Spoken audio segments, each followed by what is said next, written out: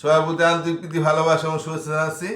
দ্বিতীয় শ্রেণীর নামইরা তোমরা গত পার্টটা বেশি দেখো নাই, আশা করি সব পার্ট আমি আগে বলছি তোমরা প্রত্যেকটা পার্ট দেখবা, প্রত্যেকটা পার্ট দেখলে অবশ্যই তোমরা অঙ্কে ট্যালেন্ট হইবা।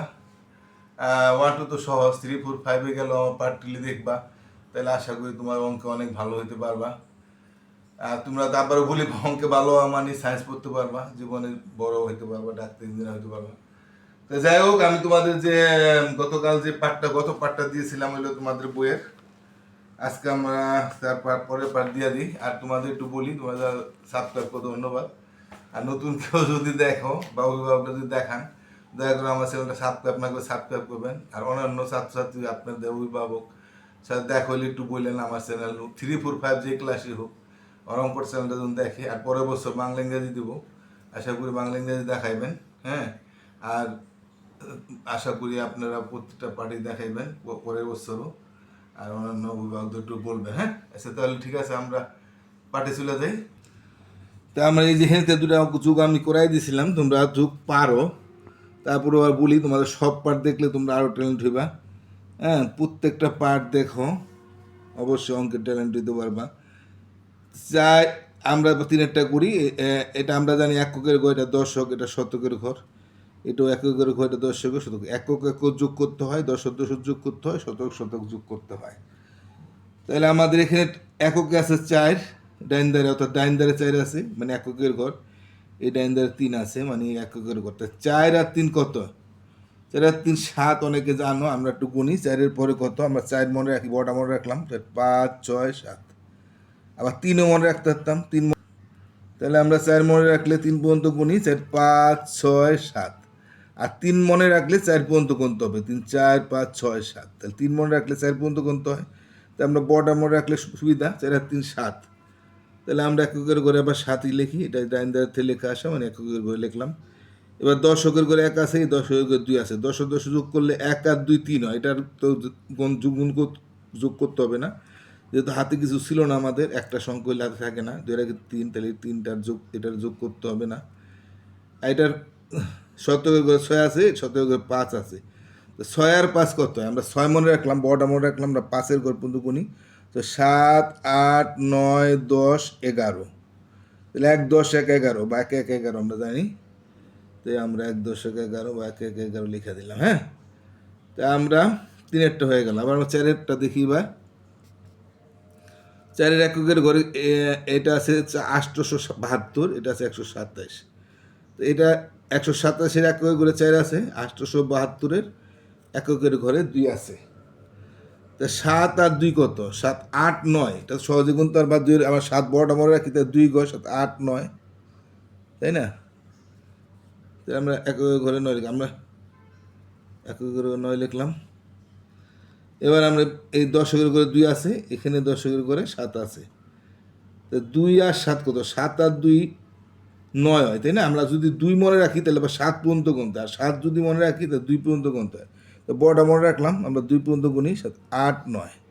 তা 7-এর পর আবার কিন্তু 7 কেউ না, 7-এর পর 7 8 9। তো যেটা থেকে গুনবো সেটা গুনবো না, এটা পরের থেকে গুনতে হবে। হ্যাঁ, 7 আর 2 9। আবার এটা আমার 1 9 হইলো, তাহলে এটা 7 আর 2 9। এটা আর কি পুরাই না ছিল, এটা আসলে এদিকে 7 এদিকে 2, আর এটা আছে এদিকে 2 এদিকে 7, একই হবে, তাই না? কারণ 7 আর 2 তো গুনতেছি। দশক শেষ হয়ে গেল। আমার শতকে 1 আছে, শতকের 8 আছে। তা 8 আর 1 তো 9 হয়, এটা আর গুনতে হবে না। তা 3টেই 9 হইল, তাই না? 999। তো 5 নম্বরটা আমরা দেখি। 5 নম্বরে কি আছে? এটা 600, এটা 7 2 72। এটা শতকের গড়, এটা হচ্ছে 300, আর 2 6 26, 326। তো এটা একই ঘরে 6 আছে, এটা একই ঘরে 2 আছে। তো 6 আর 2 কত?